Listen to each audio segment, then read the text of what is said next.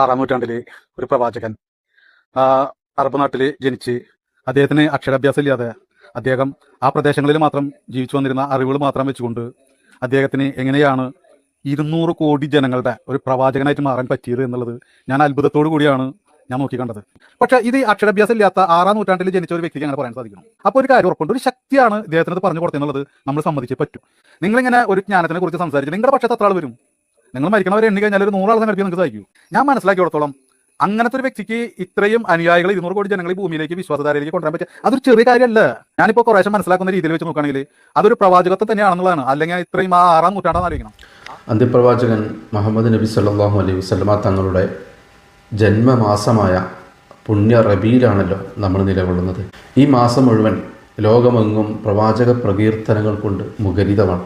ചെറിയ കുട്ടികളടക്കം പ്രവാചകനെപ്പറ്റി കൂടുതൽ പഠിക്കുന്ന ഒരു മാസമാണ് റബീഉൽ അവ്വൽ. എന്നാൽ ഈ മാസവും പ്രവാചകൻ മുഹമ്മദ് നബി സല്ലല്ലാഹു അലൈഹി വസല്ലമ തങ്ങളെക്കുറിച്ച് വളരെ വൃത്തികെട്ട രീതിയിൽ ആക്ഷേപിക്കുകയും കളവ് പ്രചരിപ്പിക്കുകയും ചെയ്തുകൊണ്ട് സമൂഹത്തിൽ വെറുപ്പ് പടർത്തിക്കൊണ്ടിരിക്കുന്നുണ്ട്. പ്രത്യേകിച്ച് ഇസ്ലാം വിരോധം തലക്ക് പിടിച്ച സംഘി കൃസംഗികളും എക്സ് മുസ്ലിങ്ങൾ എന്ന പേരിൽ അറിയപ്പെടുന്ന നിരീശ്വരവാദികളും അവർ ഇതിനു വേണ്ടി മാത്രം ജീവിക്കുന്നവരാണ്. സോഷ്യൽ മീഡിയയിലൊക്കെ നിരന്തരമായിട്ട് വെറുപ്പും വിദ്വേഷവും പ്രചരിപ്പിച്ചു കൊണ്ടിരിക്കുകയാണ് ഇപ്പോഴും അവരുടെ വിദ്വേഷ പ്രചാരണത്തിൽ പെട്ടുകൊണ്ട് അമുസ്ലിങ്ങളായ ആളുകളും ഇസ്ലാമികപരമായിട്ടുള്ള ഒരു അറിവും ലഭിക്കാത്ത ഇസ്ലാമിൻ്റെ ബാലപാഠങ്ങൾ പോലും അറിയാത്ത ചില മുസ്ലിം നാമധാരികളും പ്രവാചകനെ തെറ്റിദ്ധരിക്കുന്നുണ്ട്. മുഹമ്മദ് നബിക്ക് മാനസിക രോഗമായിരുന്നു. ബൈബിൾ കോപ്പിയടിച്ചിട്ടാണ് ഖുർആൻ ഉണ്ടാക്കിയത്. മുഹമ്മദ് നബി ശൈശവ വിവാഹത്തെ പ്രോത്സാഹിപ്പിക്കുന്ന ആളായിരുന്നു. യുദ്ധക്കുതിയനായിരുന്നു. സ്ത്രീലമ്പടനായിരുന്നു. അങ്ങനെ പല രീതിയിലുള്ള ദുഷ്പ്രചരണങ്ങളും കളവുകളുമാണ് അത്തരക്കാർ പ്രചരിപ്പിച്ചു കൊണ്ടിരിക്കുന്നത്. എന്നാൽ ഇസ്ലാമിനെക്കുറിച്ച് ഒന്നും അറിയാത്ത ആളുകൾ ഇവരുടെ ഈ കള്ളപ്രചാരണങ്ങളിൽ കുടുങ്ങിപ്പോകുന്നുണ്ട് എന്ന് അറിയുമ്പോൾ ചില കാര്യങ്ങളൊക്കെ നമുക്ക് പറയേണ്ടി വരികയാണ്. അങ്ങനെ പരിശുദ്ധ പ്രവാചകനെ തള്ളിപ്പറയുന്നവർക്കും പ്രവാചകത്വം നിഷേധിക്കുന്നവർക്കും വേണ്ടിയിട്ടാണ് ഇങ്ങനൊരു വീഡിയോ ചെയ്യുന്നത്. പ്രത്യേകിച്ച് നമ്മൾ ഈ മാസം ഏറ്റവും കൂടുതൽ ചർച്ച ചെയ്യപ്പെടേണ്ട ഒരു മഹത് വ്യക്തിത്വമാണല്ലോ പ്രവാചകൻ മുഹമ്മദ് നബി സല്ലല്ലാഹു അലൈഹി വസല്ലം. ഇൻഷാ അല്ലാഹ് മുഹമ്മദ് നബിയുടെ പ്രവാചകത്വത്തെക്കുറിച്ചും മറ്റു ചില കാര്യങ്ങൾ നമുക്ക് ഈ വീഡിയോയിലൂടെ കേൾക്കാം. വീഡിയോ നിങ്ങൾ മുഴുവനായിട്ടും കാണുക. മുഹമ്മദ് നബി സല്ലല്ലാഹു അലൈഹി വസല്ലമ തങ്ങൾ ഒരു സുപ്രഭാതത്തിൽ പെട്ടെന്ന് പൊട്ടിമുളിച്ചുണ്ടായ ഒരു പ്രവാചകനാണോ? ഒരിക്കലുമല്ല.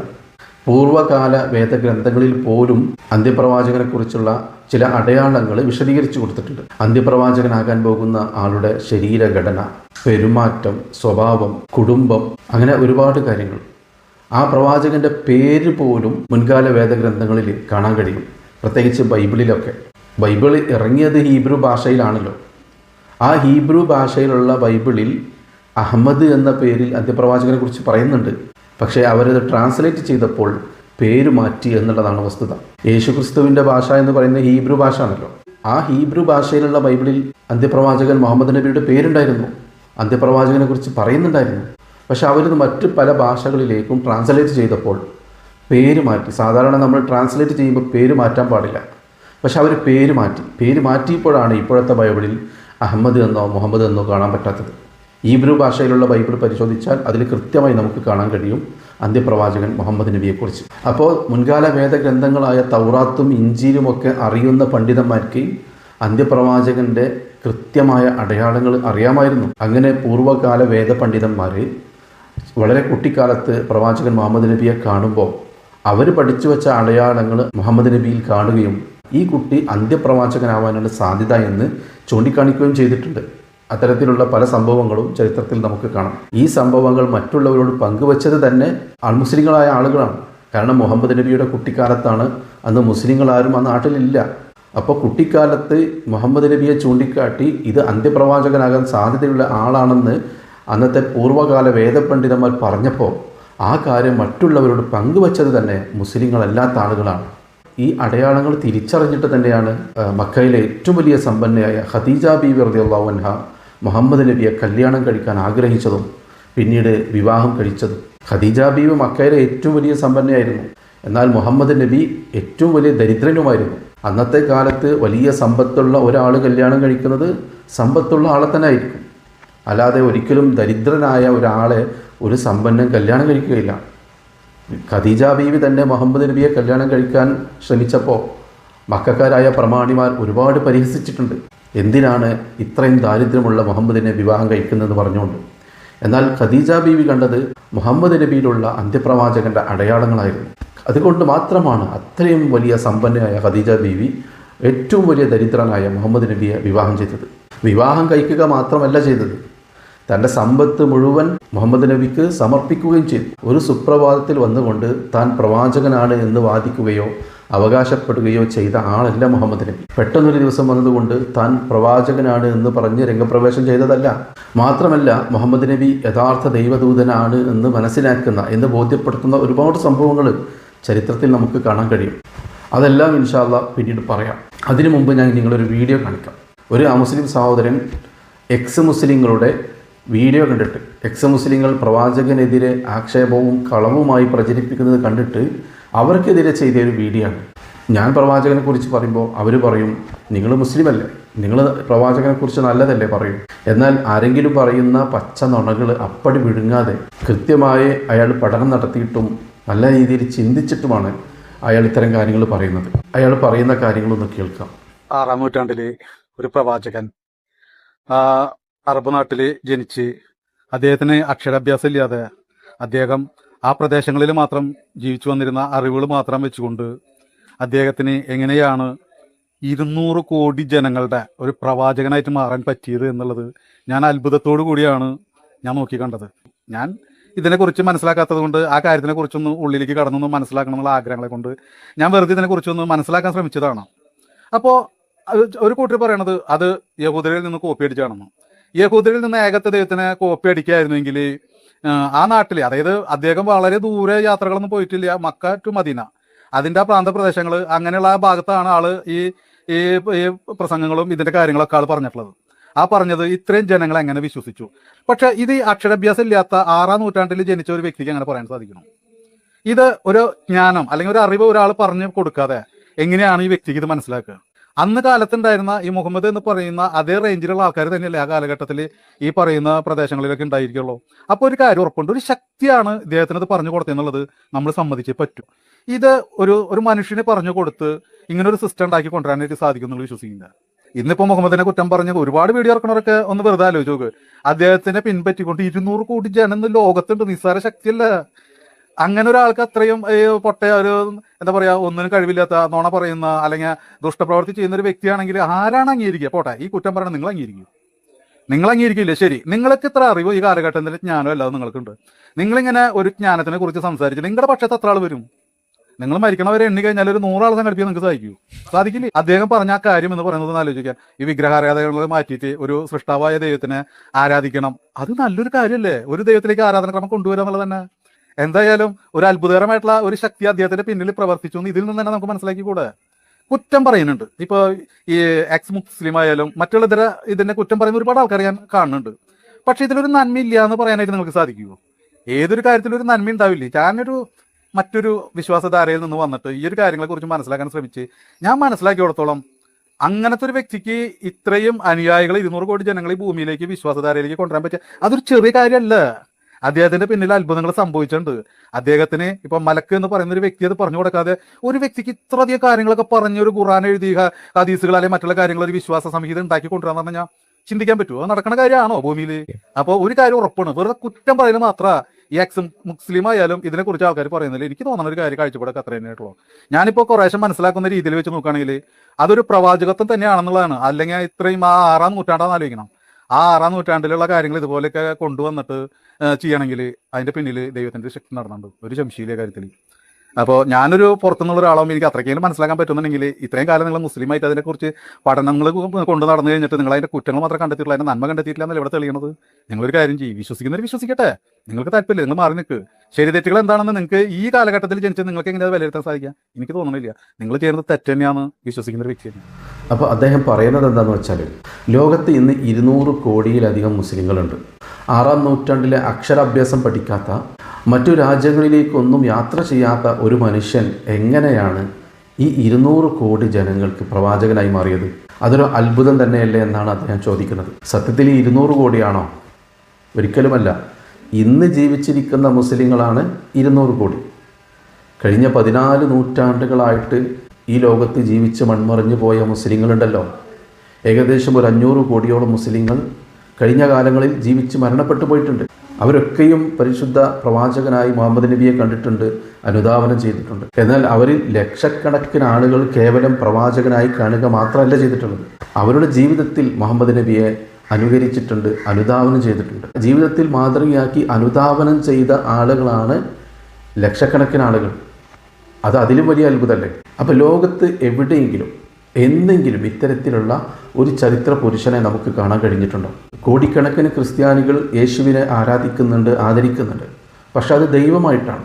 അതുപോലെ തന്നെ ലക്ഷക്കണക്കിന് ആളുകൾ, കോടിക്കണക്കിന് ആളുകൾ ആരാധിക്കുകയും ആദരിക്കുകയും ചെയ്യുന്ന പരമശിവനാണെങ്കിലും ശ്രീരാമനാണെങ്കിലും കൃഷ്ണനാണെങ്കിലും ബുദ്ധനാണെങ്കിലും അങ്ങനെ നിരവധി ദൈവങ്ങൾ, അവരൊക്കെ ദൈവങ്ങളായിട്ടാണ് ഈ കോടിക്കണക്കിന് മനുഷ്യർ കാണുന്നത്. അല്ലാതെ മുഹമ്മദ് നബി പോലെയുള്ള ഒരു മനുഷ്യനെ ഇത്രയും ആളുകൾ ആദരിക്കുകയോ ബഹുമാനിക്കുകയോ സ്നേഹിക്കുകയോ ഒന്നും ചെയ്യുന്നില്ല വേറെ ഒരു മനുഷ്യനെയും. മുഹമ്മദ് നബി ഒരു ദൈവമല്ലല്ലോ, അല്ലെങ്കിൽ ലോകം അടക്കി ഭരിക്കുന്ന ഒരു ചക്രവർത്തിയല്ലല്ലോ. ഇനി ലോകം അറിയപ്പെടുന്ന ഏതെങ്കിലും കായിക താരമാണോ? അതുമല്ല. അക്ഷരാഭ്യാസം പോലും പഠിക്കാത്ത ഒരു നേതാവിനെ ഇത്രയും ജനകോടികൾ ആദരിക്കണമെങ്കിൽ, പ്രവാചകനായി അംഗീകരിക്കണമെങ്കിൽ, സ്നേഹിക്കണമെങ്കിൽ അതിലൊരു അത്ഭുതമില്ലേ? അദ്ദേഹം പറഞ്ഞതുപോലെ ലക്ഷക്കണക്കിന് ആളുകൾ ആ നേതാവിനെ പൂർണ്ണമായിട്ടും അനുകരിക്കുന്നുണ്ടെങ്കിൽ, 14 നൂറ്റാണ്ട് കഴിഞ്ഞിട്ടും ഇപ്പോഴും കോടിക്കണക്കിന് ആളുകൾ ആ മനുഷ്യനെ പ്രവാചകനായി അംഗീകരിക്കുന്നുണ്ടെങ്കിൽ, അതൊക്കെ ഒരാൾ പടച്ചുണ്ടാക്കിയ മതമാണെന്നോ അല്ലെങ്കിൽ സ്വയം പ്രവാചകനായി അവരോധിച്ചതാണെന്നോ ബുദ്ധിയുള്ള ഒരാൾക്കും പറയാൻ പറ്റില്ല. അതൊക്കെ സാധാരണ ഒരു മനുഷ്യൻ്റെ ജീവിതത്തിൽ സംഭവിക്കുന്ന കാര്യങ്ങളേ അല്ല. ഇസ്ലാം വിരോധികൾ പറയുന്നത് പോലെ നുണപ്രചാരണങ്ങൾ കൊണ്ടും മായാവി കഥകൾ കൊണ്ടും കെട്ടിപ്പടുത്തിയുയർത്തിയ ഒരു പ്രസ്ഥാനമല്ല പരിശുദ്ധ ഇസ്ലാം, ഒരു വ്യക്തിത്വമല്ല മുഹമ്മദ് നബി എന്ന പ്രവാചകൻ. അങ്ങനെ കേവലം മായാവി കഥകൾ കൊണ്ടും നുണപ്രചാരണങ്ങൾ കൊണ്ടും കെട്ടിപ്പൊക്കിയ ഒരു പ്രത്യയശാസ്ത്രമാണെങ്കിൽ ഇത്രയും വലിയ ജനകോടികളെ സൃഷ്ടിക്കാൻ ഒരിക്കലും കഴിയില്ല. അപ്പോൾ അദ്ദേഹം അത്ഭുതപ്പെട്ടതിൽ കാര്യമില്ലേ? മാത്രമല്ല, പ്രവാചകനെ അന്ധമായിട്ട് വിമർശിക്കുന്ന എക്സ് മുസ്ലിങ്ങളോടും അവരുടെ അനുയായികളോടും ഇദ്ദേഹം ചോദിക്കുന്നുണ്ട്, നിങ്ങൾ മരണം വരെ നിങ്ങളെല്ലാവരും കൂടി പരിശ്രമിച്ചാൽ നിങ്ങൾക്ക് എത്ര അനുയായികളെ കിട്ടും? 100 അനുയായികളെ പോലും നിങ്ങൾക്ക് അത്തരത്തിൽ കിട്ടുമോ? അവരെത്ര തലകുത്തിമറിഞ്ഞാലും മരണം വരെ പരിശ്രമം നടത്തിയാലും എത്ര സമ്പത്ത് ചെലവഴിച്ചാലും അവരെ പൂർണ്ണാർത്ഥത്തിൽ അനുധാവനം ചെയ്യുന്ന, അവരുടെ ജീവിതം പൂർണ്ണമായും അനുകരിക്കുന്ന ഒരാളെപ്പോലും സൃഷ്ടിക്കാൻ കഴിയില്ല എന്നുള്ളതാണ് വസ്തുത. പിന്നെ അദ്ദേഹം ചോദിക്കുന്ന മറ്റൊരു കാര്യം, അക്ഷരാഭ്യാസം പഠിക്കാത്ത ഒരാൾക്ക് എങ്ങനെയാണ് കോടിക്കണക്കിന് ആളുകൾ ഇന്നും വായിക്കുന്ന ഒരു ഗ്രന്ഥമുണ്ടാക്കാൻ കഴിയുക? ഒരിക്കലും കഴിയില്ല. ഇന്ന് ഈ ലോകത്ത് ജീവിച്ചു കൊണ്ടിരിക്കുന്ന ഏറ്റവും വലിയ മഹാൻ ഒരു ഗ്രന്ഥം എഴുതിയാൽ പോലും, ഒരു പുസ്തകം എഴുതിയാൽ പോലും ഒരേ സമയമോ ഒരേ ദിവസമോ കോടിക്കണക്കിന് ആളുകൾ ആ ഗ്രന്ഥം വായിക്കുന്നത് നമുക്കൊരിക്കലും കാണാൻ കഴിയില്ല. ലോകാവസാനം വരെ അങ്ങനെയൊന്നും സംഭവിക്കുകയില്ല. അതൊന്നും ഒരു സാധാരണ മനുഷ്യൻ്റെ ജീവിതത്തിൽ ഉണ്ടാകുന്ന കാര്യങ്ങളല്ല. അപ്പോൾ അതിനൊക്കെ പിന്നിലൊരു അദൃശ്യ ശക്തി പ്രവർത്തിച്ചിട്ടുണ്ട് എന്നുള്ളത് ആർക്ക് ബോധ്യപ്പെടുന്ന കാര്യമില്ലേ? അത് തന്നെയാണ് അയാൾ ചോദിക്കുന്നത്. വലിയ വിദ്യാഭ്യാസം നേടിയ ആൾ തന്നെ ഒരു ഗ്രന്ഥം എഴുതുമ്പോൾ, ഒരു പുസ്തകം എഴുതുമ്പോൾ അത് എത്ര പ്രാവശ്യം തിരുത്തേണ്ടി വരും? എത്ര വൈരുദ്ധ്യങ്ങളും തെറ്റുകളും അതിൽ നിന്ന് നമുക്ക് കണ്ടെത്താൻ കഴിയും? പക്ഷേ മുഹമ്മദ് നബി സമർപ്പിച്ച ആ പരിശുദ്ധ ഖുർആനിൽ നിന്നും ഒരു തെറ്റെങ്കിലും കണ്ടെത്താൻ ആർക്കും കഴിഞ്ഞിട്ടില്ലല്ലോ, ഒരു വൈരുദ്ധ്യമെങ്കിലും കണ്ടെത്താൻ ആർക്കും കഴിഞ്ഞിട്ടില്ലല്ലോ. ഇനി അതൊക്കെ പോട്ടെ, 1400 വർഷം മുമ്പുള്ള ഭാഷയാണോ ഇന്നുള്ള ഭാഷ? 1400 വർഷം മുമ്പ് ഒരു മനുഷ്യൻ എഴുതിയ പുസ്തകം ഇന്നത്തെ ജനങ്ങൾക്ക് വായിച്ചാൽ മനസ്സിലാകുമോ? ഒരിക്കലും മനസ്സിലാവില്ല. ബൈബിളിലെ ചില വാചകങ്ങൾ പോലും മനസ്സിലാക്കാൻ എത്ര ആളുകൾ പ്രയാസപ്പെടുന്നുണ്ട്. നൂറ്റാണ്ടുകൾക്ക് മുമ്പ് എഴുതിയതാണ്. അതുകൊണ്ട് ഇന്നുള്ള ജനങ്ങൾക്കത് കൃത്യമായിട്ട് മനസ്സിലാകുന്നില്ല. എന്നാൽ പരിശുദ്ധ ഖുർആൻ അങ്ങനെയാണോ? ഏത് സാധാരണക്കാരനും വളരെ പെട്ടെന്ന് മനസ്സിലാവുന്നൊരു ഭാഷയാണ് പരിശുദ്ധ ഖുർആൻ. ഇതെങ്ങനെ സംഭവിച്ചു? 1400 വർഷം മുമ്പ് ഇതെഴുതിയിട്ടും ഇന്നത്തെ ജനങ്ങൾക്കും അത് വായിക്കാൻ കഴിയുന്നു എന്ന് പറയുമ്പോൾ, 100 വർഷം മുമ്പ് എഴുതിയ ഒരു ആധാരം ഇന്ന് നമുക്ക് വായിക്കാൻ പറ്റുമോ? കഴിയൂല. അപ്പോൾ നൂറ്റാണ്ടുകൾ കഴിയുമ്പോൾ ഭാഷയിൽ വ്യത്യാസം വരും. ഇന്നിപ്പോൾ നമ്മളൊരു പുസ്തകം എഴുതിയിട്ട് ഒരു 500 വർഷം അപ്പുറത്തുള്ള ആളുകൾക്ക് അത് വായിക്കാൻ കഴിയൂല. ഭാഷകളിൽ വ്യത്യാസം വരും. ആ സ്ഥാനത്താണ് 16 നൂറ്റാണ്ട് മുമ്പ് ക്രോഡീകരിക്കപ്പെട്ട ഒരു ഗ്രന്ഥം ഇന്ന് നമുക്ക് വളരെ സുഗമമായിട്ട് വായിക്കാൻ കഴിയുന്നത്. അപ്പോൾ ഇവരൊക്കെ പറയുന്നത് കേട്ടാൽ തോന്നും മുഹമ്മദ് നബി ബൈബിളൊക്കെ ഇങ്ങനെ വായിച്ചിട്ട് കുത്തിയിരുന്നിട്ട് എഴുതിയുണ്ടാക്കിയതാണ് പരിശുദ്ധ ഖുർആനെന്ന്. അങ്ങനെയാണെങ്കിൽ മുഹമ്മദ് നബിയുടെ ചരിത്രത്തിൽ അത് കാണാൻ കഴിയണ്ടേ? കാരണം എല്ലാ നിസ്സാരമായ ചെറിയ കാര്യങ്ങൾ പോലും മുഹമ്മദ് നബിയുടെ ജീവചരിത്രത്തിൽ നമുക്ക് കാണാൻ കഴിയും.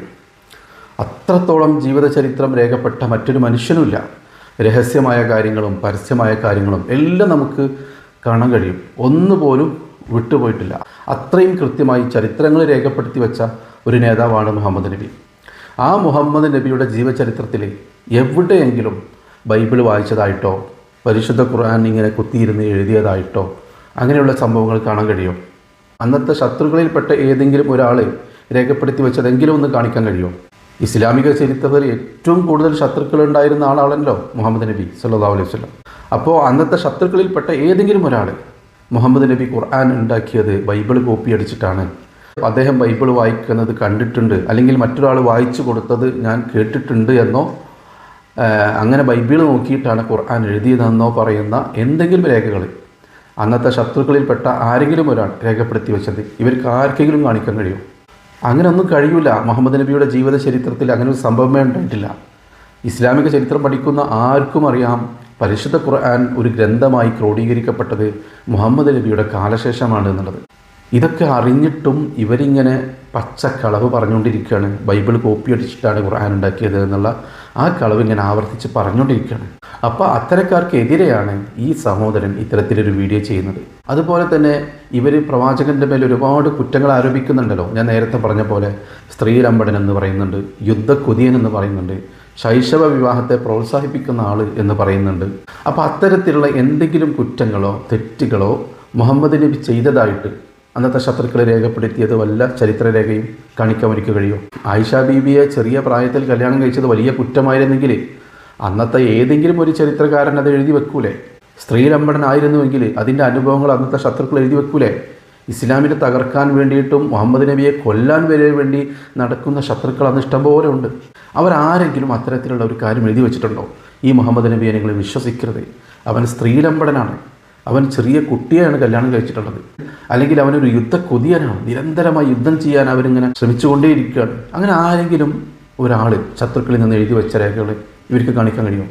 ഇവരിങ്ങനെ വെറുതെ നാവിട്ടലക്കുക എന്നല്ലാതെ അത്തരത്തിലുള്ള ചരിത്രരേഖകളൊന്നും കാണിക്കാൻ ഇവർക്ക് കഴിയുന്നില്ലല്ലോ. ഇവർ പറയുന്ന കാര്യങ്ങളൊക്കെ എവിടെ നിന്നാണ്? മുസ്ലിങ്ങൾ തന്നെ മുഹമ്മദ് നബിയെക്കുറിച്ച് എഴുതിയ ചരിത്രങ്ങൾ വളച്ചൊടിച്ചിട്ട് പറയാണ്.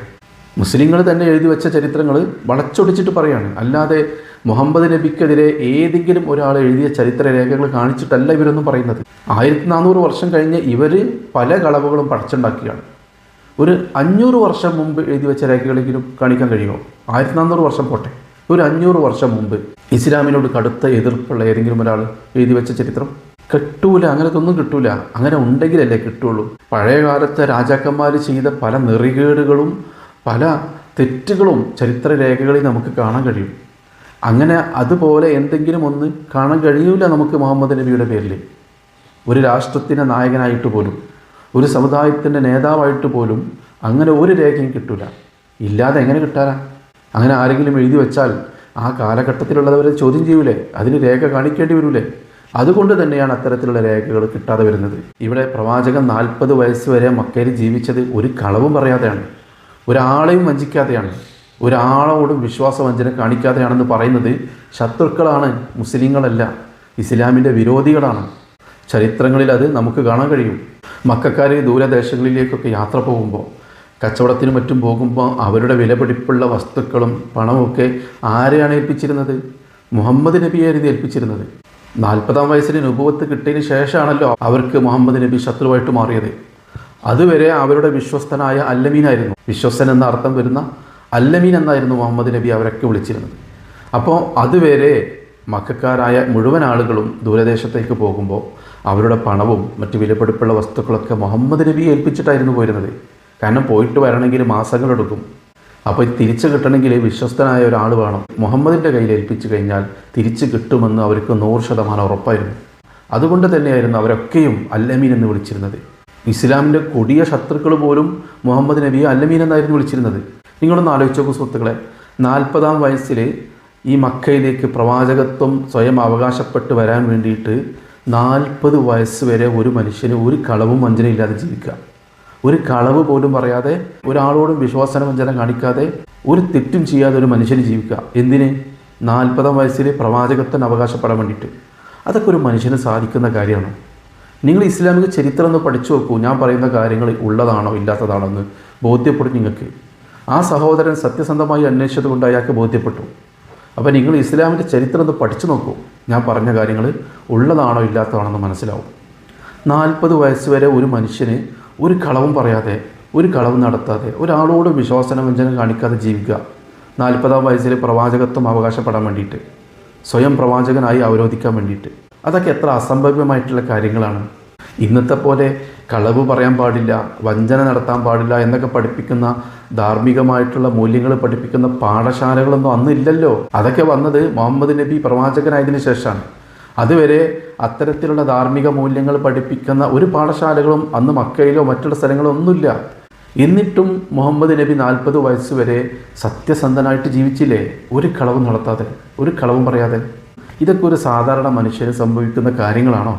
അപ്പോൾ അത്തരത്തിലുള്ള പാഠശാലകളൊന്നും ഇല്ലാഞ്ഞിട്ട് പോലും ലക്ഷക്കണക്കിന് ആളുകൾ ഈ പ്രവാചകനെ വിശ്വസിച്ച് കൂടെ വന്നില്ലേ, മുഹമ്മദ് നബിയുടെ അനുയായികളായിട്ട് മാറിയില്ലേ മക്കയിൽ. അവരൊക്കെ മറ്റൊരു മതത്തിൽ നിന്നാണ് ആ മതം ഉപേക്ഷിച്ച് ഇസ്ലാമിലേക്ക് കടന്നു വന്നത്. ജൂതമതത്തിൽ നിന്ന്, ക്രിസ്തു മതത്തിൽ നിന്ന് കടന്നു വന്ന എത്രയോ ആളുകൾ അന്നുണ്ട്. അവരുടെ മതം വലിച്ചെറിഞ്ഞിട്ട് ലക്ഷക്കണക്കിന് ആളുകൾ മുഹമ്മദ് നബിയുടെ അനുയായികളായിട്ട് മാറി. മറ്റൊരു മുസ്ലിമിൻ്റെ വീഡിയോ ഞാൻ കണ്ടിട്ടുണ്ട്, പക്ഷേ ഇപ്പോൾ എൻ്റെ കയ്യിലത് കാണിക്കാനില്ല, എൻ്റെ കയ്യിൽ നിന്ന് നഷ്ടപ്പെട്ടിട്ടുണ്ട്. അയാൾ പറയുന്നത് എന്താണെന്ന് വെച്ചാൽ, അയാൾ പ്രവാചകൻ്റെ ചരിത്രം പഠിച്ചപ്പോൾ, മുഹമ്മദ് നബിയുടെ ചരിത്രം പഠിച്ചപ്പോൾ, ഈ നുബുവത്തിൻ്റെ സംഭവം ഉണ്ടല്ലോ, പ്രവാചകത്വം ലഭിച്ച ആ സംഭവം, ധ്യാനത്തിനിരിക്കുമ്പോൾ ജിബ്രീൽ വന്ന് പ്രത്യക്ഷപ്പെട്ടതും, അതിനുശേഷം ഖുർആൻ അവതരിച്ചതും, പിന്നീട് പേടിച്ച് വിറച്ച് ഓടിക്കിതച്ച് ഭാര്യയായ ഖദീജ ബിയുടെ അടുക്കലേക്ക് വരുന്നതും, പുതപ്പിട്ട് മൂടൂ എന്ന് വിളിച്ച് പറയുന്നതൊക്കെ ആ ചരിത്രം വായിച്ചിട്ട് അയാൾ പറയാണ്, ഇതൊരിക്കലും സാധാരണ ഒരു മനുഷ്യന് ഉണ്ടാകുന്ന കാര്യമില്ല. കാരണം ഏതെങ്കിലും ഒരു സാധാരണ മനുഷ്യന് പ്രവാചകത്വം സ്വയം അവരോധിച്ച് വരികയാണെങ്കിൽ അങ്ങനെയല്ല ചെയ്യുക. അയാൾ ജനങ്ങൾക്കിടയിൽ വന്നുകൊണ്ട് എനിക്ക് വെളിപാടുണ്ടായി, അല്ലെങ്കിൽ എനിക്ക് ദൈവത്തിൽ നിന്ന് ഒരു ഗ്രന്ഥം കിട്ടിയിട്ടുണ്ട് എന്നൊക്കെ പറഞ്ഞുകൊണ്ട് അയാൾ സ്വയം പ്രവാചകനായിട്ട് അവരോധിക്കും. ഇതിപ്പോൾ അങ്ങനെയൊന്നും അല്ലല്ലോ സംഭവിച്ചിട്ടുള്ളത്. ഇത് പേടിച്ച് വിറച്ചുകൊണ്ട് ഓടി വരിക, ഉണ്ടായ സംഭവങ്ങൾ ഭാര്യയോട് പറയുക, എന്നിട്ട് ഭാര്യയോട് പുതപ്പിട്ട് മൂടിത്തരാൻ പറയുക.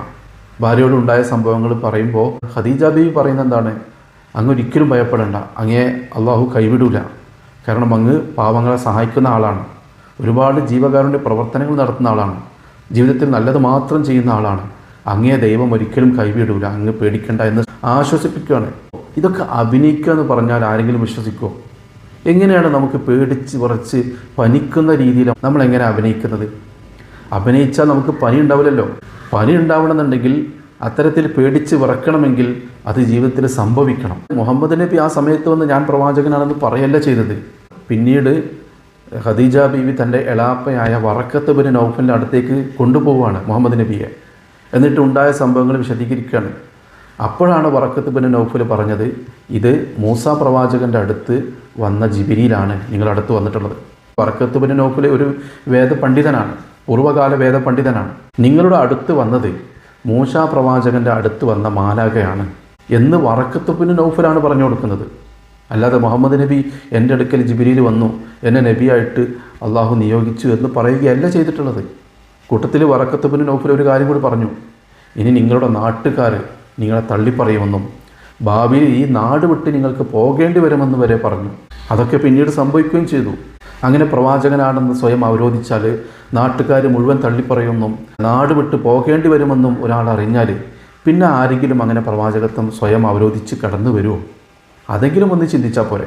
അല്ലാതെ ഇവരൊക്കെ പറയുന്നത് പോലെ പ്രവാചകൻ സ്വയം അവരോധിച്ചതാണ്, അങ്ങനെ ഒരു ദൈവത്തിൻ്റെ യഥാർത്ഥ പ്രവാചകനമൊന്നും അല്ല മുഹമ്മദ് നബി എന്ന് പറയുകയാണെങ്കിൽ അന്ന് ആ രീതിയിലായിരുന്നില്ല സംഭവിക്കേണ്ടത്. മറിച്ച് അദ്ദേഹം ജനങ്ങൾക്കിടയിൽ വന്നുകൊണ്ട് തനിക്ക് പ്രവാചകത്വം ലഭിച്ചു, തന്നെ ദൈവദൂതനായി തിരഞ്ഞെടുത്തിട്ടുണ്ട്, നിങ്ങളെല്ലാവരും എന്നെ അനുസരിക്കണം എന്നൊക്കെ പറഞ്ഞുകൊണ്ട് ജനങ്ങളുടെ പ്രീതി കിട്ടാൻ വേണ്ടിയുള്ള ഒരുപാട് കാര്യങ്ങളൊക്കെ പറയും. അങ്ങനെ ഒരാൾ പ്രവാചകനായി അവരോധിക്കുമ്പോൾ അയാൾ ആഗ്രഹിക്കുന്നത് ജനങ്ങളുടെ പ്രീതിയായിരിക്കും, സ്വാധീനമായിരിക്കും. അങ്ങനെ വരുമ്പോൾ ഈ ജനങ്ങളുടെ പ്രീതി കിട്ടാൻ വേണ്ടിയുള്ള കാര്യങ്ങളായിരിക്കും പറയാം, ജനങ്ങൾക്കിടയിൽ സ്വാധീനം ലഭിക്കാനുള്ള കാര്യങ്ങളായിരിക്കും പറയാം. പക്ഷേ ഇത് സംഭവിച്ചതെന്താ? ഉള്ള സ്വാധീനം കൂടി നഷ്ടപ്പെട്ടു. അല്ലമീൻ എന്ന് വിളിച്ചവരെ കള്ളനാക്കി മാറ്റി, മർദ്ദിക്കാൻ തുടങ്ങി, ഒറ്റപ്പെടുത്തി, ഉപരോധം ഏർപ്പെടുത്തി. അതാണ് സംഭവിക്കുന്നത്. ഇതൊക്കെ സംഭവിച്ചിട്ടും അതിൽ നിന്ന് പിന്മാറാനും തയ്യാറായിട്ടില്ല. ഇവരുടെ വാദം ശരിയാണെന്നുണ്ടെങ്കിൽ അങ്ങനെ ആയിരുന്നു പ്രവാചകനെ സ്വയം അവരോധിക്കേണ്ടത്. ഈ രീതിയിൽ പേടിച്ച് വിറച്ച് പനിച്ച് കിടന്ന് ആ രീതിയിൽ ഒരിക്കലും സംഭവിക്കില്ല എന്നാണ് ആ സഹോദരൻ പറയുന്നത്. അപ്പോൾ ഇതൊക്കെ ചിന്തിച്ചുകൊണ്ട് കൃത്യമായി മനസ്സിലാക്കുന്ന തരത്തിലാണ് ആ മുസ്ലിം സഹോദരൻ വീഡിയോ ചെയ്തിട്ടുള്ളത്. അത് നിങ്ങളെ കാണിക്കാൻ ഇപ്പോൾ എൻ്റെ കയ്യിലില്ല. അപ്പോൾ ഇത്തരത്തിൽ ഒരുപാട് സംഭവങ്ങൾ മുഹമ്മദ് നബിയുടെ പ്രവാചകത്വം ജനങ്ങൾക്കിടയിൽ പ്രചരിക്കുന്നതിന് മുമ്പുണ്ടായിട്ടുണ്ട്. അല്ലാതെ ഒരു സുപ്രഭാതത്തിൽ പെട്ടെന്ന് പൊട്ടിമുളച്ച് താൻ പ്രവാചകനാണ് എന്ന് സ്വയം അവരോധിച്ച് വന്നതല്ല. അപ്പോൾ ഇൻഷാ അല്ലാഹ് തൽക്കാലം ഈ വീഡിയോ അവസാനിപ്പിക്കുകയാണ്. ഇനി മുഹമ്മദ് നബിയുടെ പ്രവാചകത്വം നുബൂവത്ത് ഒന്നുകൂടി ബോധ്യപ്പെടുത്തുന്ന തരത്തിലുള്ള കുറച്ച് കാര്യങ്ങൾ കൂടി പറയാനുണ്ട്. ഇൻഷാ അല്ലാഹ് അത് അടുത്ത വീഡിയോയിൽ പറയാം. അത് നിങ്ങൾ മുഴുവനായിട്ടും കാണണമെന്ന് അറിയിക്കുന്നു. അസ്സലാമു അലൈക്കും വറഹ്മത്തുള്ളാഹി.